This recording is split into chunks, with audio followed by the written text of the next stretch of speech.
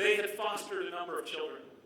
One of these boys was named Rick. Rick had had a very difficult background and had a lot of hurt, but the Webbs were confident that their love and nurture for Rick could really change the trajectory of his life. But week after week, month after month, Rick just rejected every effort to reach to them. And he just continually pushed back, and he would say things that would really dig and hurt. He'd say, you go ahead and touch me. I know the law. I'll report you, and I'll send you to jail. And one Thanksgiving day, after a big family meal, Rick snuck off. He ran away. He stole a neighbor's farm truck, and he ended up crashing it into a ditch. And he was taken to jail, and they wouldn't return him to the Webbs because of his crime. And just for year after year, he actually was in and out of jail. And then as an adult, he went to prison, and he was there for several years. And then when he got out, he 2 nights later was arrested breaking into a house. He was tried, he was sentenced, and he was put into prison for life. And he's there today, decades later. And I could still hear the hurt in the Webb's voice after all these years. They had had such high hopes for this young man. They believed that they could change the trajectory of his life, and it had all ended with Rick in prison for life. And heartache and disappointment like that do not only come to individuals and families. They can hit entire movements too. Some of you may have seen just a couple weeks ago, Al Jazeera online carried an article about Rwanda's ongoing efforts to remove children from orphanages and put them in their families. In 2012, President Paul Kagame had pledged to end all orphanages in the country by 2014. And government pushed hard from the top, and church leaders championed a grassroots movement from below, and even, Rick Warren and Saddleback Church has poured an immense energy. And great things have happened. But the article pointed out, almost with a sneer, that 2014 came and went. And even today, just over a third of the orphanages in the country have been closed. And many children have been returned to their families, have been placed in other families, but many have ended up on the streets or back in their original orphanages. And I suspect that every one of us here who have labored at all for justice and for mercy know how that feels. Know how the Webbs feel when they think about Rick in prison for life. Know how it feels to read an article like Al Jazeera article about your work that says that it's all just a failure. Here's an inescapable truth. That all work of justice and mercy is done by imperfect people amidst broken situations with incomplete results.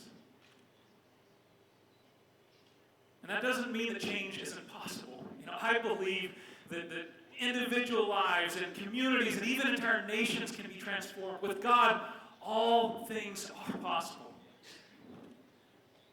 But still, we must know that any labor of justice and mercy will face fire and flood and drought and storm.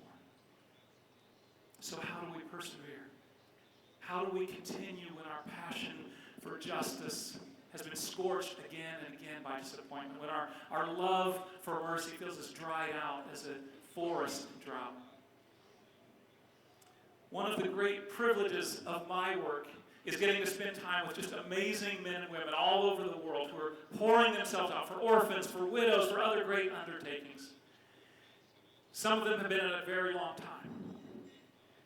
And I have begun to notice common traits, shared characteristics among many who have been faithful over long journeys of justice and mercy. And I see many of those same traits in organizations and movements that have persevered through great struggle. And interestingly, perhaps not surprisingly, I see many of those same traits in giant sequoias as well. Now, if you're at the base of a giant sequoia and you're looking up, that's going to be one of the most amazing sights that you ever see. Just imagine it going up 100 meters into the air, just towering above you. But perhaps even more amazing is to realize that the roots of that tree go out even further than that tree goes high. And in fact, a mature giant sequoia can have more than 150 kilometers of roots for a single tree. Before they grow up, they grow down. And it's the same with any movement of justice and mercy. Their roots are moored deep in Scripture and prayer. Their leaders really believe that what they do on their knees is even more important than what they do on stage. And they have consistent practices, disciplines of time in unseen places, under the ground, spending time alone with the Lord every morning, a weekly time of Sabbath for rest and refreshment and worship. And I would also propose regular times each year, maybe once or twice, for extended times of solitude with the Lord. These things do not grow us upward in stature with the world, but they grow us downward, deep into His life. We must grow up before we grow down. Giant sequoias also never grow alone. They only grow in groves. Because as wide and as strong as their roots are, that they would actually, with the fierce wind and the leverage of a tall tree, they would not be able to withstand strong winds. And so they actually always grow with their roots interlaced with each other. Movements that last do that as well. All of them at their core grow with their roots interlaced, relationships of care and mutual support. This connectedness and community is especially vital for people that are caring for orphan and vulnerable children. We all know the deep hurts, the wounds. I've walked that journey with many kids myself. I'm sure many of you have. And so our vision cannot be simply one family wrapping around one child. It has to be one family wrapping around one child, but wrapped all around by a loving church community that's walking that journey together. And what is essential for adoptive and foster families is also vital for leaders in movements. We desperately need each other. You know, history is often written as if a single charismatic leader starts a movement, a Martin Luther King or a William Wilberforce. But when you look more closely at the stories of these individuals, you realize that they are almost always surrounded by a close band of dedicated friends that are walking together for years or perhaps even a lifetime.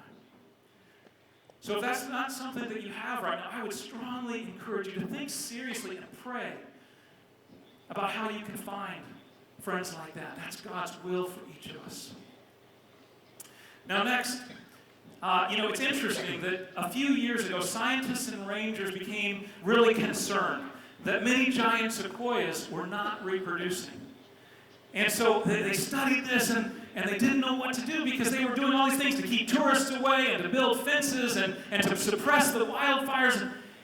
And then they came to find out that giant sequoias don't reproduce without fire. Their cones don't open until that heat comes.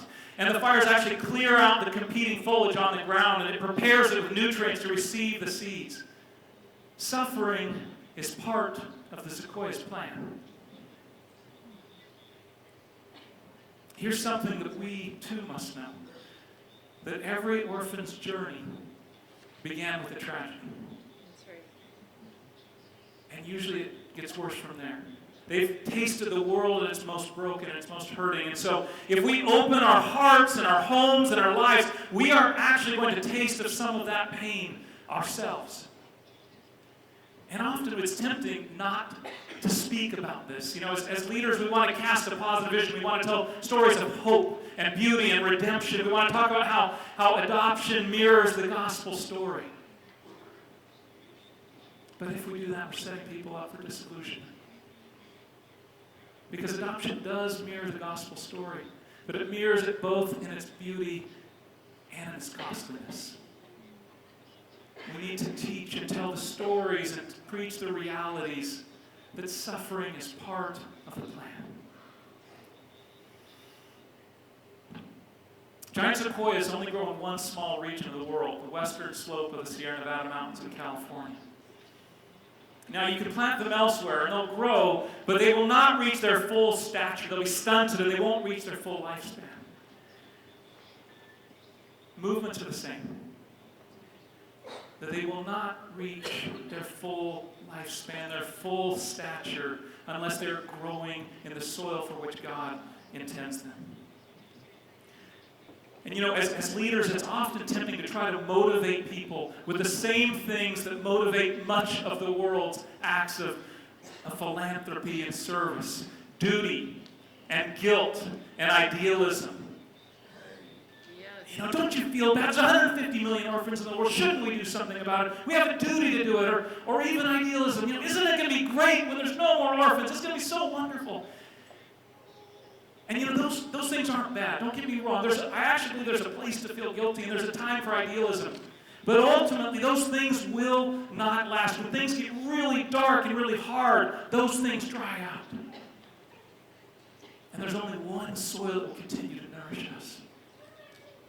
That's the story. The wonderful story. The wonderful, true story of how God pursued us when we were destitute and alone. And He scoops us up and He invites us in to call Him Abba, to be His sons and daughters. Gospel is our soil. And anything else will stunt us in our movement and will not sustain. Now, will these qualities, will these traits, even if we live them out perfectly, will they guarantee success? No. At least not success as the world defines it. You remember that boy Rick that I told you about in the Webbs who loved him over so many years? Well, the Webbs stayed in contact with Rick when he went behind bars. They continued to write to him. They sent him Christmas gifts and birthday gifts and gently shared the love of Christ with him, even when he told them, "I have no interest in reading your Christian books." But they kept at it. They continued to seek after him. They continued to love him. And not long ago, he told them on the phone, he said, over all the years, I had many foster parents, and not one foster parent has stayed in touch with me at all except you guys. And recently he confessed to them that he has begun reading those Christian books that he sent them, that they've sent him.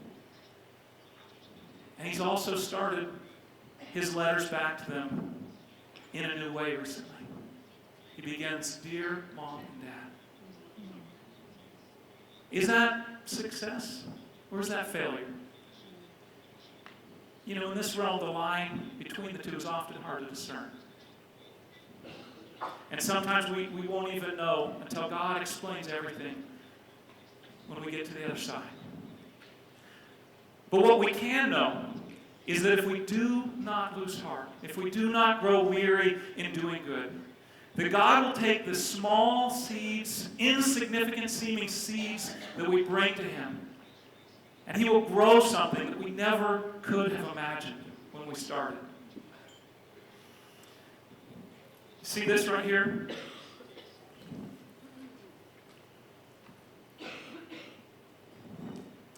This is the size of a giant sequoia seed, about 3 millimeters long, 1 millimeter wide.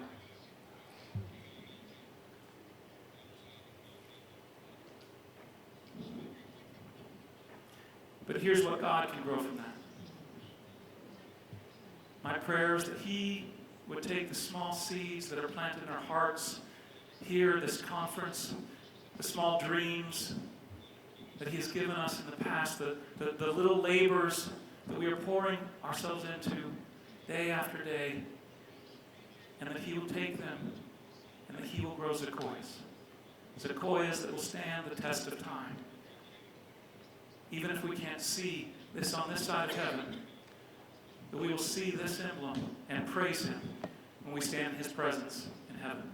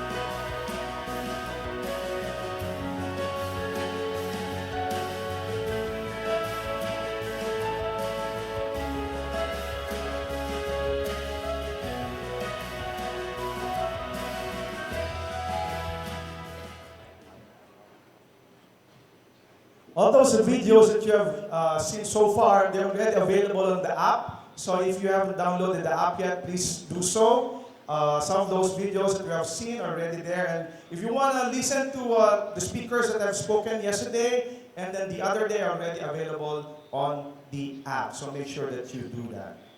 Hey, guess what? What? You know the friend that I was talking to you about?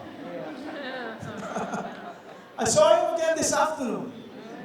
While I was having coffee, he was having coffee, so we bumped into each other, so we talked to each other again, shared stories, and then he asked me how I've been, I asked him how he's been, and then I asked him, hey, one day, I told him, one day there was a man who was looking for a miraculous healing plant in the jungle, and he knew where it was located, but then, going to the jungle takes so much effort for him, so, he went through, he knew exactly where it was, but he had to go through cliffs, he had to go through open fields, he had to go through, a lot of big trees like what Jed just showed us earlier. He had to go through all that, but he was able to hurdle all those obstacles. But one obstacle that's left for him to be able to get to that miraculous healing plant was a wide river, But that river is known to be a home for huge,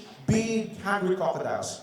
No animal has ever dared to cross the river lest they be eaten.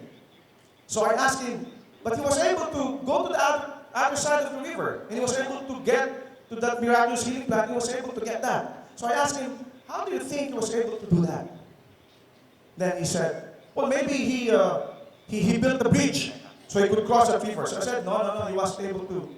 He didn't build a bridge because he wasn't able to do that. He had no time, no materials, no nothing at all. So then I said, maybe he rowed a boat. I said, no, there was no boat available. So he said, so what did he do? So I said, well, he just swam across the river. And I said, you sure he just swam across? Yeah. But I thought you said that river is a home of huge, big, hungry crocodiles. Yes. But I thought you said, that no animals ever dare to cross the river or else they'd be eaten. So I said, yeah. You're right. So I was able to get across. So I said, well, he just swam across. That easy? He said, yeah, that easy. Why was he able to swim across that river? But there were so many crocodiles. I said, there was no crocodile that day. And I said, why? Remember, they're still in the meeting with Tarzan?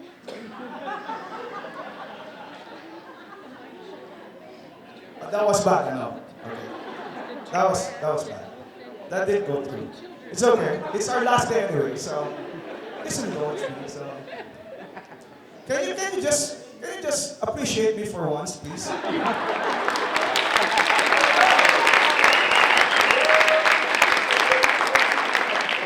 Thank you. When we talk about movements, we understand that these are a group of people that come together for a common cause. It's a live organism that goes from within and eventually would impact the surroundings it was founded in. Our next set of speakers are leaders and movers of movements. And they will talk about how each of those movements were born and are now impacting so many lives in the community. Please help me welcome Menchit Wong of the 414 Movement and Lausanne Movement, Alan Charter of Global Children's Forum, and Juliet Ariraja of Transform World. Good afternoon. It is amazing to be sitting and looking at all of these faces. We call you our heroes. So I would say good afternoon, redeemed, accepted, belonging, orphans who are now transforming orphans around the world. Can you give yourselves a big hand? And welcome to this panel. Actually, Rodel forgot to introduce me. I like to be introduced by saying I married the wrong guy. And add that I am half European. Half European. Well, this afternoon, it's just amazing that we can talk about movements. Movements is a term that evokes power. It evokes action. And it can be used in many different ways. But I think the way we use it as believers is that it's always God-led. It is always by His Spirit, and it always completes the work. Even though imperfect we are, He will always finish the work. And this afternoon, I have two beautiful friends who have done that journey and are still along that journey, and we will listen to them and the lessons they have learned along the way doing movements. But this morning, as I was praying, I looked at Ephesians chapter 4, and it seemed like God was sharing a good description of a movement. So if you would allow me, I'd like to read Ephesians 4.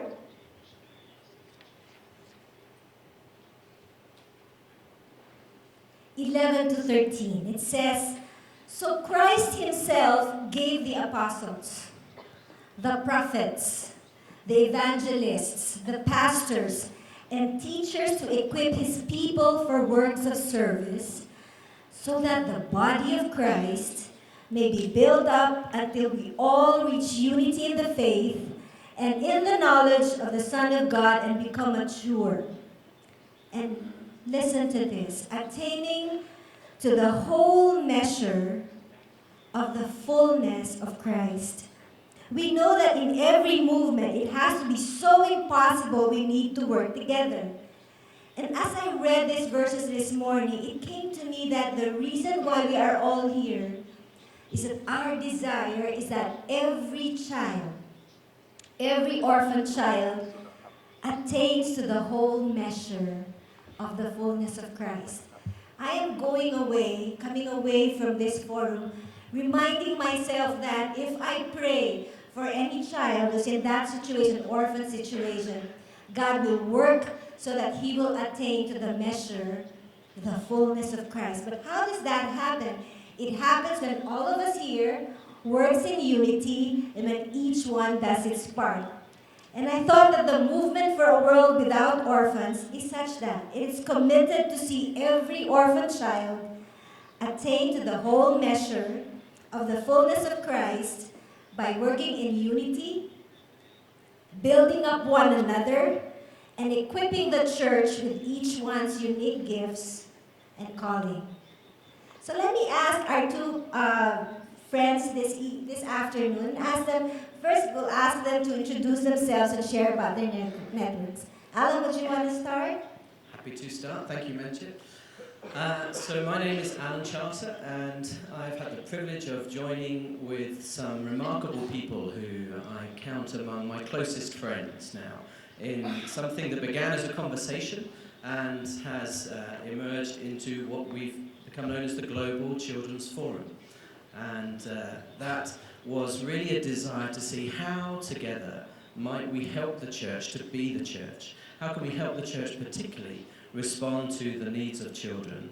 And how can we do a better job than we've done so far? So a small group of us met in Lausanne Gathering in 2004, and that was really a conversation that was the beginning that then led to this emerging movement of the Global Children's Forum. There's some words up on the screen there that some of you may be familiar with, and this little video of aim lower, think smaller, give up, go have a cup of coffee might not sound like a global mandate, but in a sense it is. It's galvanized us around a shared vision of how can we help the church to get children in their sights? How can we aim lower? How can we recognize as the body of Christ that children are not just recipients of the gospel, but they're participants with us, that they have a role to play in seeking God and in seeing his kingdom come.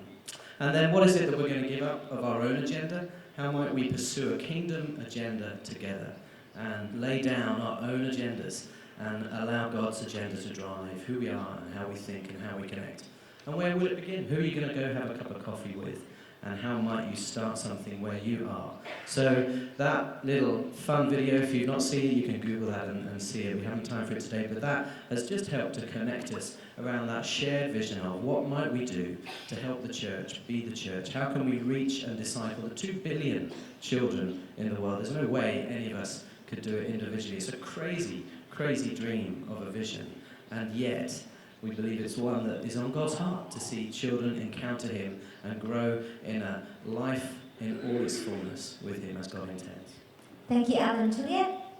Hi, I'm from Transform World, and I have the privilege of joining it some years ago. And what does Transform World do? Some of you do know about it already. Transform World is very into bringing about godly transformation into regions and nations and communities, God's way, God's values, God's purposes, and through touching the lives by catalyzing and connecting people and servants of the Lord and also others to bring about transformation in a particular area by revitalizing the church so that the church can meet the needs in the crisis of the culture and through various ways bring about a transformation. In this picture, you will see a thermostat and a thermometer, and we want not to be thermometers, which just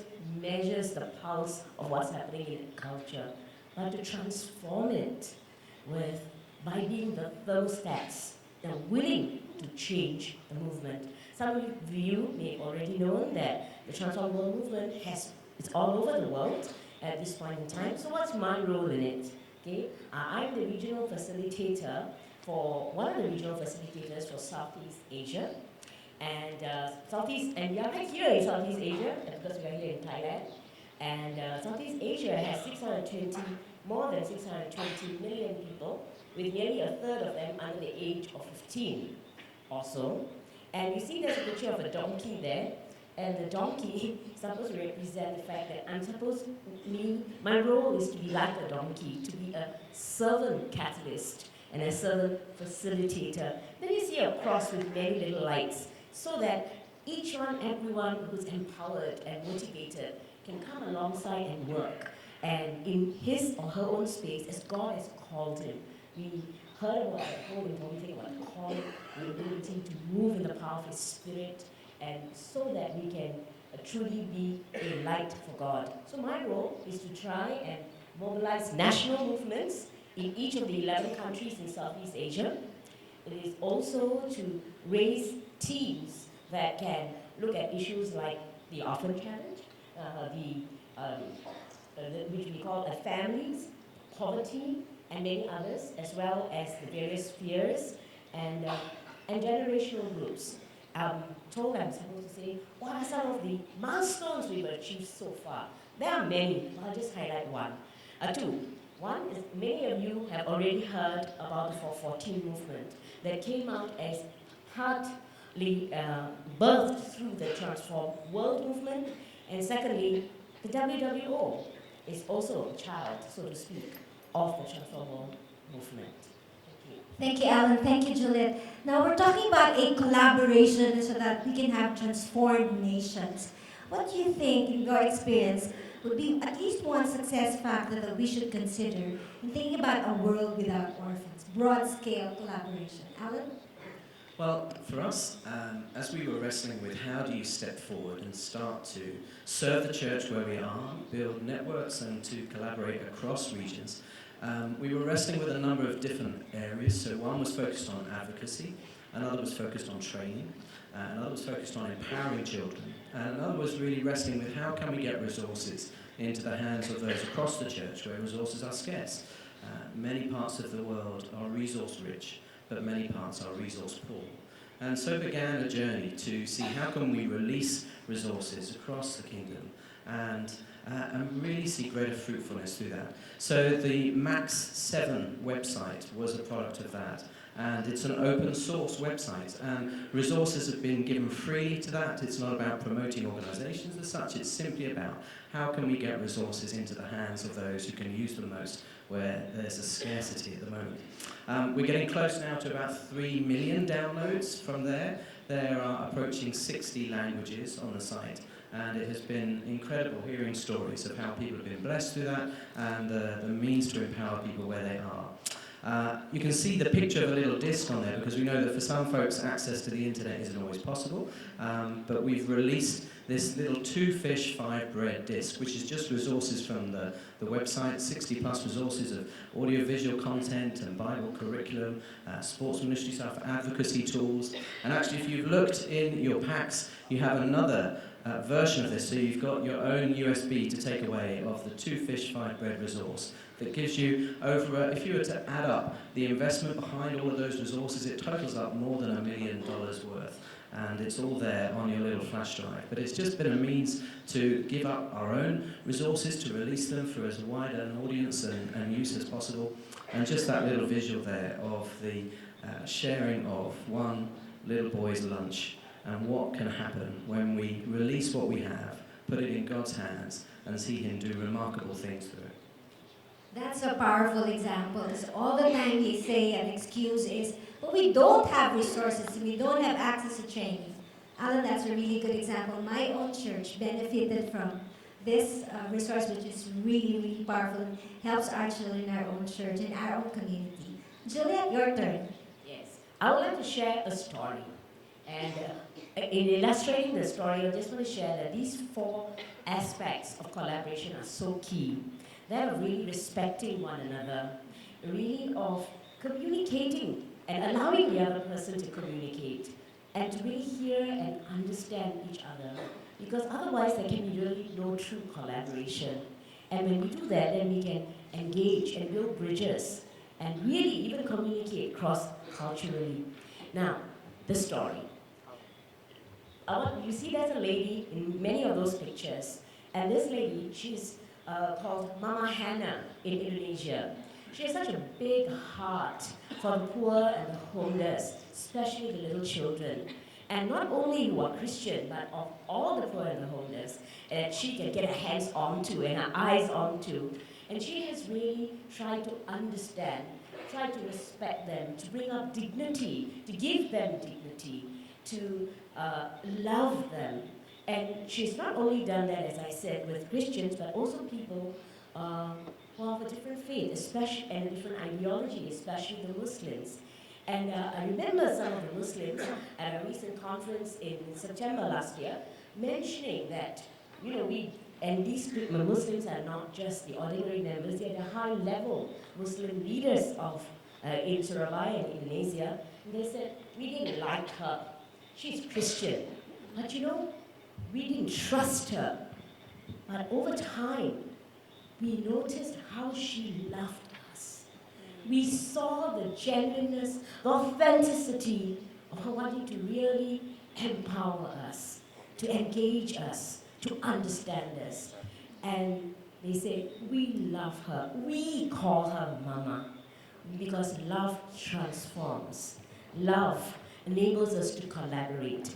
And not only in collaborating with the Muslims, but when with the government, with other faiths as well. So it's not only within the Christian community. What she has done is, as of last October, 50 million, not 5 million, 50 million homeless children in Indonesia have been given the right to have identity cards. Before that, they didn't have birth IDs. They couldn't go to school, and they couldn't do so many things. But because of this one woman and the way she collaborated with Christians and non-Christians, this has happened. Beginning this year, they all are going to be granted. 50 million children. That's amazing, I think. Would you want to give God a clap offering? Talk about the results-oriented work coming out of pure love. Yes, and because of this, this story was shared in Indonesia. People from other parts of Southeast Asia came. We're talking about movements, right, and collaboration. So people from various parts of Southeast Asia came, saw the story, heard it, met and interacted with the people. And this little group of people from Timor-Leste, other than me, was so excited about it. They are key leaders in the churches of Timor-Leste. They went back, and in the following month, they mobilized more than 34 denominational leaders to come together to do something about reaching people and mobilizing their nation as a movement for reaching those who are maybe hostile, maybe difficult. We talked about a fire just now, or Jack talked about a fire. Why to birth forth into the beauty of reproduction, of God's love, and movement. And at that same conference, from that same conference in Myanmar, and some of the delegates are here, they next week in Myanmar, in Yangon, there's going to be a Million Village, a challenge movement where there's going to be poverty alleviation. That's a movement, a national movement, and more than 100 leaders will be coming so that they can get ignited, so that children and adults could have a movement, God's transformation.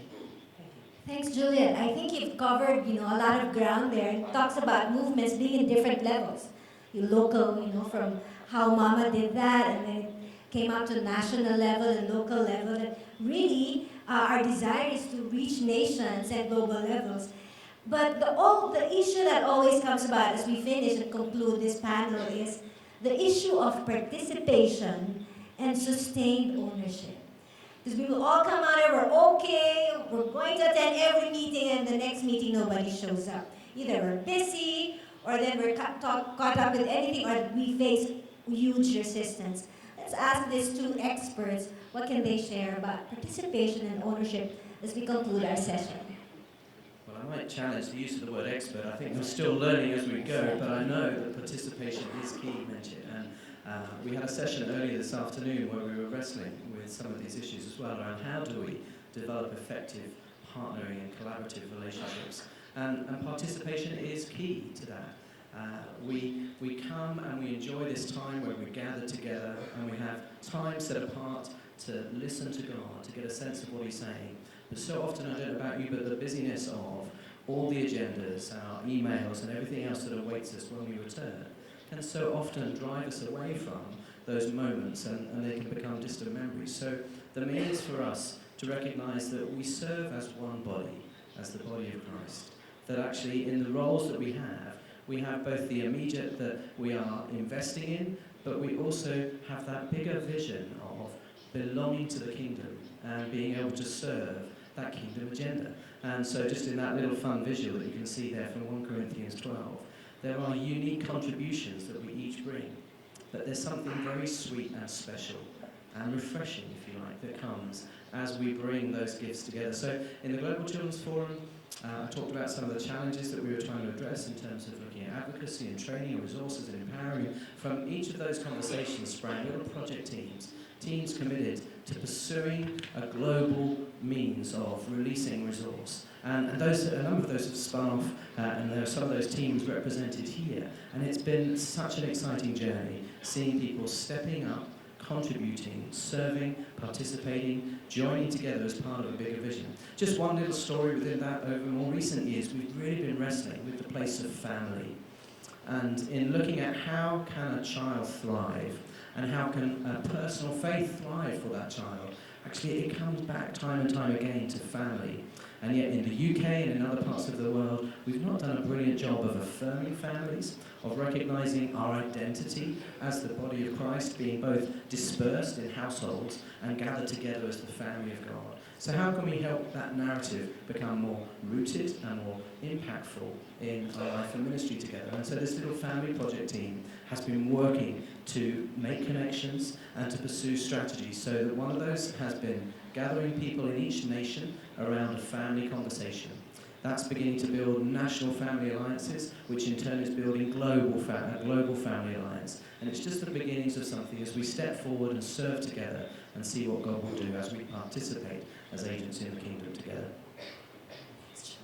Okay, and for me, I would say that a very important part of participation and ownership is this whole aspect of having a committed core of people who are willing to trust one another, be open in discussion, be committed to not only one another, but the dream, the shared vision that we have, to be accountable and to have attention to results. And I'm being naughty and I've used the word, put the heart there because it must start from the heart. A love for God, a love for His purposes, a love for His people, a love for His children. And to be open to new ideas, to be willing to give, and of course to nurture the dream, to nurture the vision. And so I will share with you that I think it is so important for us to build the whole thing based on prayer, foundations of prayer, and of course have a focused priorities that will enable us to free our mindsets from all kinds of things that we've had before, but to be more creative with ideas that God has placed within us. and empowering and enabling us to give our time, our effort, our resources so fully to what God has called us to, so that there can be a true movement, so that there can be true transformation.